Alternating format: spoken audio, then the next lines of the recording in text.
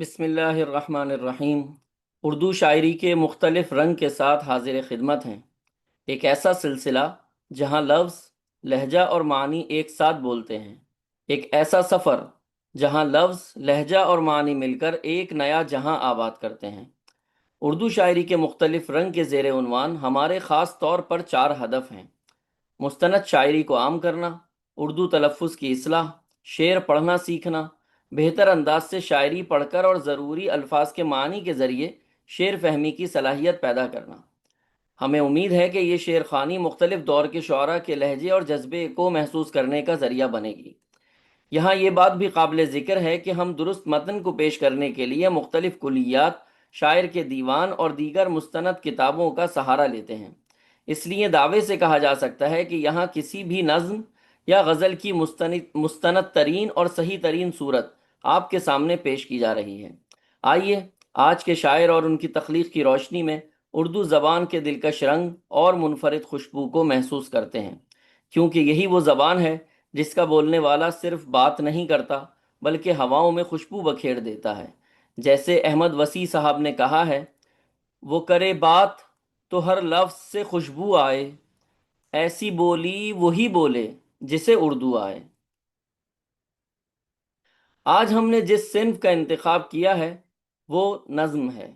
نظم شاعری کی وہ قسم ہے جس میں شاعر تسلسل کے ساتھ ایک خیال کو پیش کرتے ہیں، اسی لیے اس کا مرکزی خیال اور مخصوص موضوع بھی ہوتا ہے اور عنوان بھی۔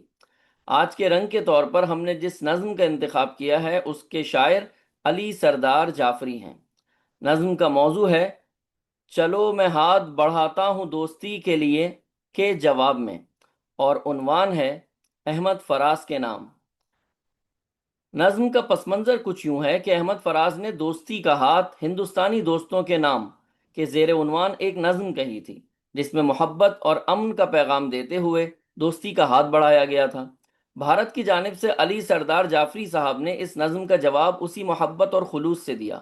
یہ نظم کلیات علی سردار جعفری کی دوسری جلد میں موجود ہے۔ اسی وضاحت کے ساتھ نظم کا آغاز کرتے ہیں۔ یاد رہے کہ فراز کی نظم کا اختتام اس شعر پر ہوا تھا کہ اگر تمہاری انا ہی کا ہے سوال تو پھر چلو میں ہاتھ بڑھاتا ہوں دوستی کے لیے۔ جعفری صاحب کہتے ہیں، تمہارا ہاتھ بڑا ہے جو دوستی کے لیے، میرے لیے ہے وہ ایک یار غم گسار کا ہاتھ، وہ ہاتھ شاخ گلے گلشن تمنا ہے، مہک رہا ہے میرے ہاتھ میں بہار کا ہاتھ۔ خدا کرے کہ سلامت رہیں یہ ہاتھ اپنے، عطا ہوئے ہیں جو زلفیں سنوارنے کے لیے، زمیں سے نقش مٹانے کو ظلم و نفرت کا، فلک سے چاند ستارے اتارنے کے لیے۔ زمین پاک ہمارے جگر کا ٹکڑا ہے، ہمیں عزیز ہے دہلی و لکھنؤ کی طرح، تمہارے لہجے میں میری نوا کا لہجہ ہے، تمہارا دل ہے حسین میری آرزو کی طرح۔ کریں یہ عہد کے اوزار جنگ جتنے ہیں، انہیں مٹانا ہے اور خاک میں ملانا ہے، کریں یہ عہد کے ارباب جنگ ہیں جتنے، انہیں شرافت و انسانیت سکھانا ہے۔ جیے تمام حسینان خیبر و لاہور، جیے تمام جوانان جنت کشمیر، ہو لب پہ نغمہ مہر و وفا کی تابانی، کتاب دل پہ فقط حرف عشق ہو تحریر۔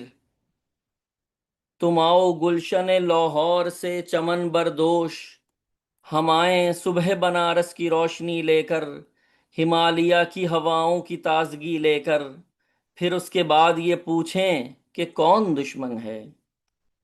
یہ تھا ہمارا آج کا انتخاب۔ آج کا رنگ، ایک شاعر، ایک لہجہ، ایک احساس اور ایک جذبہ، جس میں شاعر نے امن، محبت اور خلوص کا جواب اسی طرح امن کے پیغام اور خلوص و محبت سے دیا۔ اور یقیناً ادیب اور شاعر تو امن و محبت کے پیامبر ہوتے ہیں، وہ نفرت و عداوت سے کوسوں دور ہوتے ہیں اور یہی انہیں زیب دیتا ہے، اور احمد فراز اور علی سردار جعفری نے اسی کے مطابق عمل کیا ہے۔ امن و محبت کے اسی پیغام کے ساتھ یہاں ہم اس ویڈیو کا اختتام کرتے ہیں۔ انشاءاللہ جلد ہی ایک اور منفرد رنگ کے ساتھ حاضر ہوں گے۔ اور اردو شاعری کے ذریعے اپنا تلفظ درست کریں گے، شاعری پڑھنا سیکھیں گے اور شاعری کی تفہیم اور سمجھنے کی صلاحیت کو بہتر بنانے کی کوشش کریں گے۔ اردو شاعری کے ان حسین رنگوں کو محسوس کرتے رہیں، کیونکہ یہاں لفظ، لہجہ اور معنی مل کر ایک نیا جہاں آباد کرتے ہیں۔ خادم اردو معلیٰ سین میم عثمان کو اجازت دیجیے، اپنے ذوق کو زندہ رکھیے اور معیاری شاعری سن کر پڑھنے کا سلیقہ سیکھتے رہیے۔ اپنا خیال رکھیے گا۔ والسلام علیکم ورحمۃ اللہ وبرکاتہ۔